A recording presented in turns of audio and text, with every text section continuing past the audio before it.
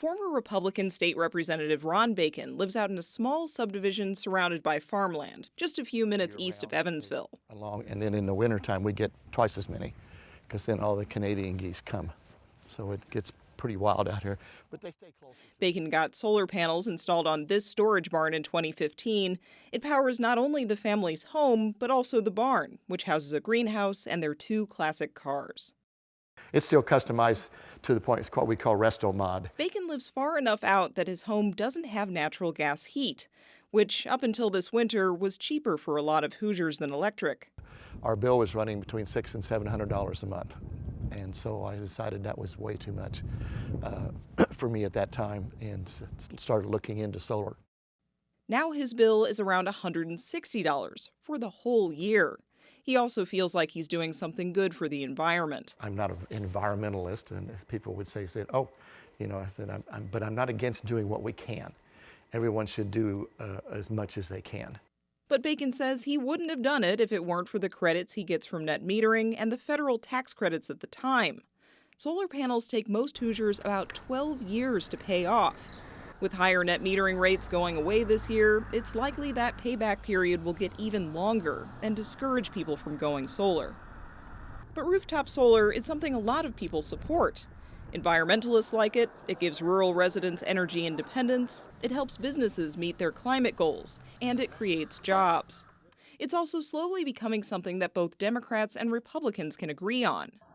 The law to phase out higher net metering rates passed in 2017.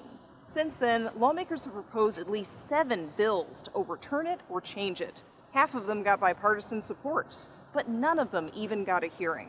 Which begs the question, who doesn't want net metering? The answer? Indiana utilities. Wind and solar are great. We acknowledge that, we support that, but not to the economic detriment of the majority of our customers who either can't afford it or who do not want it. When you pay your electric bill, most of that money goes to build and maintain things like power plants and lines. But if you get solar panels and deliver more energy to the grid than you use, McGrath says those costs could get shifted onto your utility's other customers. But some critics say utilities' problem with net metering has less to do with customer fairness and more to do with profits. They basically have guaranteed customers. In the vast majority of places, you don't get to choose who is supplying your electricity. And so if you decide to put solar on your roof, you begin to undermine that monopoly status. By 2017, Ron Bacon says utilities were working hard to get rid of the incentive. The last 2 or 3 weeks of the session, I think they hired every lobbyist that they could find in Indiana. Since the start of 2017, Indiana utilities and utility groups have spent more than $3.5 million on lobbyists to represent their interests. Duke Energy spent the 8th most of any group in the state.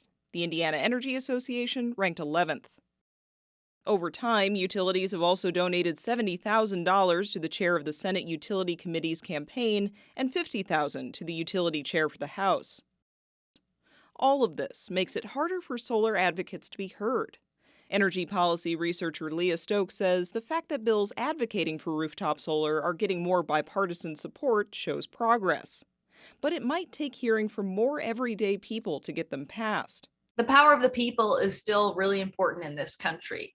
It's really important for people to write to their state representatives, state senators, and say, I want solar to be an option in Indiana. I don't want you to make it even harder for me and my neighbors to go clean and green. We reached out to the lawmakers that chair both state utility committees. Neither could be reached for comment. For Indiana News Desk, I'm Rebecca Thiele.